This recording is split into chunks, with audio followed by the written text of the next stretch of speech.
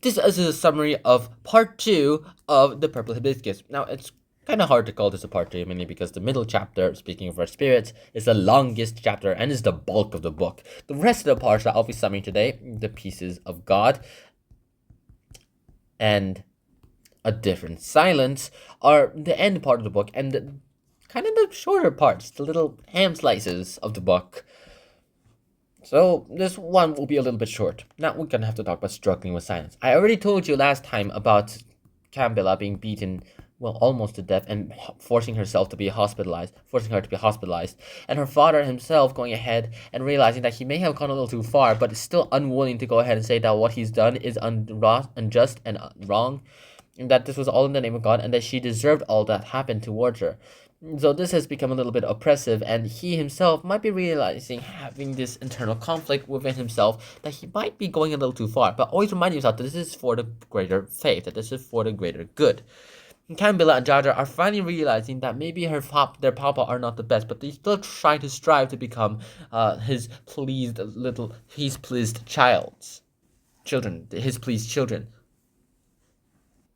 With this liberation, with this taste of freedom in check, they finally realize that they need to get out and they need to liberate. And after all this silent oppression that they have been facing towards their entire lives and tasting this little liberation, they are unwilling to get free of it. And so they go ahead and start rebelling in little tiny ways. Jaja himself refuses to go to the communion of the Easter, and his father can literally do nothing about it, mainly because he's technically locked his room inside with the desk. He's barred the door shut with his desk, and now nobody can go in, except Papa doesn't even actually try to. She herself was able to get in by brute forcing her way in, and it wasn't very hard too, so she's wondering what Papa was actually thinking about. And later, when Papa's starting to become a little bit too weak, Jaja and Cambilla are saying, well, Jaja says that they're going back to Auntie Euphomia's house, mainly because, well, after everything that's happened here, they don't think it's right that they should stay. And he's like going ahead, saying in a way, not instead of asking, but in the way of like, challenge me if you want, Papa, but we're going anyway. And so Papa has no choice but to agree towards it. And as a result, they go back to their Auntie Iphiomas. Auntie Iphioma herself going ahead and starting to give them a warm welcome. And now they started to feel a little bit more like family here. I literally left out all the part about the cousins being rude, and later, because she would learn to talk back, her cousin gained her respect in the last video, so I thought I should mention that right now. But other than that, there's not much else too. He himself is growing up in his terms of leadership, and nothing else can become better for them, except for the fact that they're starting to go ahead and get a worse off feeling inside their own lives. Now that they have this liberation just right in their reach, they have to now deal with the thing that's taking them back. And then suddenly one day, their mother, Beatrice, comes to them in Usuka, and asking what happened, and apparently Papa beat her up and her stomach with his religious Bible. Apparently she was bleeding, and all the bleeding was finished, and she wasn't able to go ahead and live. In fact, Papa was told that she was dead.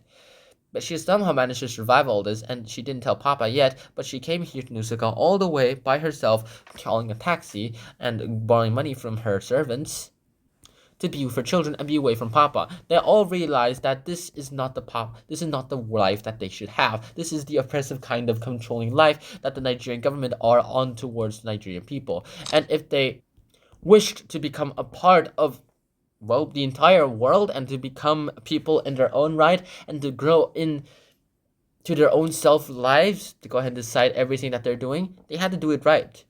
I've left out a bunch of side characters that are very important towards the story. Like, I literally left out Father Amandi, I left out both of the cousins that actually played a major role. But in terms of like important plot points, this is the barest bones that I've given. I gave you the bare bones. I didn't even give you meat. I barely gave you meat. I didn't even give you any skin on the fried chicken.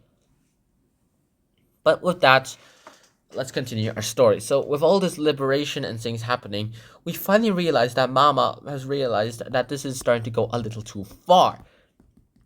And they're all plotting to go ahead and try to get rid of Papa. So when Papa comes to pick them back up, they're there, and now that they're there, they can go ahead and work together in a sense. The little kids of Papa have no idea what's supposed to happen now, but we all know Mama's up to something. She suddenly has all this newfound courage, and where she outspokenly goes ahead outright goes ahead and gives to her punished son food, where she sneaks it in, and he literally wolves it all down so he doesn't go hungry.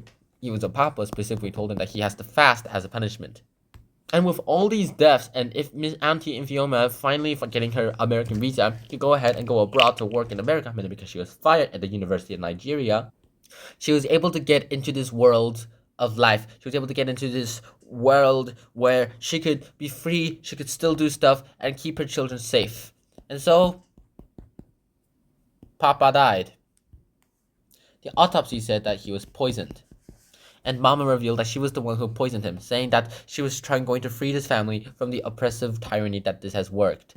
And Kambili is very, very surprised by this and very shocked by this too, mainly because she always believed Papa to be somewhat of an immortal. Others were dead, but he somehow stayed alive through all of them. Whereas Jaja finally realized that her mother really cared about all of them, but now that he needed to go ahead and protect her again. So when the police came to arrest people, the police came to go ahead and interrogate people about the questions about Papa's death, he doesn't even give them the chance to ask, but he just confesses to using rat poison to go ahead and kill his own dad. So the police let him change their clothes and they arrest him, and then they go and get him to jail. And Papa and Mama and Kambili, well, they're sad. They're more than sad. In fact, they're woeful. She's grieving and realizes that her son is doing everything he thinks that he should have done, and thinks that he didn't do enough to go ahead and protect him. As a result, he's doing all of this. So she tries to go ahead and convince others that she was the one who actually put the rat's poison in, and that is true. But no one believes her, mainly because of the fact that she was a gentle old woman's soul, and she's now being hysterical, so that her son could get out of jail and things, and have her inside that jail cell instead. It didn't work. In fact, no one believes her because of the mentions that I just mentioned above. Although she was really the one who poisoned her own husband. Fast forward around 3 years, more specifically 31 months, we finally have the Nigerian government becoming a little bit stable. The oppressive ruler has died, and now there's a new ruler instated. And with this, a bunch of the prisoners who were in prison for wrongdoings are now being freed out of courtesy. As a result, Jaja himself is now on the list of people who are to be released. He is number 4 on that list, and he will be out very, very soon. When Kambili and her mother comes to go and break this news, we finally see him going ahead and brightening up, in the sense of now that he is seeing this future where he can literally become himself. He can see a future where he can grow up and become the person that he wants to be, not the person that wants to please the other people. And if I'm going to be frank with you guys, that's the kind of person that everyone should strive to be. They should be the kind of people who should work together, and they're the kind of people who should go ahead and realize their dreams and see that nobody else, it's not especially their parents, can go ahead and oppress their dreams so that they could do things that their parents wish that they could do. But in any sense, that's what happened, and that's what we're getting. And that's it. That's the end of the book. That's the Purple Hibiscus. Now you might be wondering, what does the title have to do with this Purple Hibiscus? Well, Jaja himself got a Purple Hibiscus from the garden at Auntie Fioma's, and he went home to try to plant it. It started growing along, and it withered along when Jaja himself became arrested, and the whole family fell apart. So the Purple Hibiscus himself is going ahead and be the symbol that goes ahead and shows everyone that change is happening, and that the people are reforming, and that this is working out for the best. As much as I wish that's what would happen, it does work like that. And we even have the ending hoping that Jaja, when he comes out, will plant a new Purple Hibiscus and see it grow and nurture just like he would. And that's it. That's the summary of part 2 of Chimamanda Ngozi Adichie's Purple Hibiscus. I hope to see you guys soon. Until next time, Shihana, peace. Bye bye.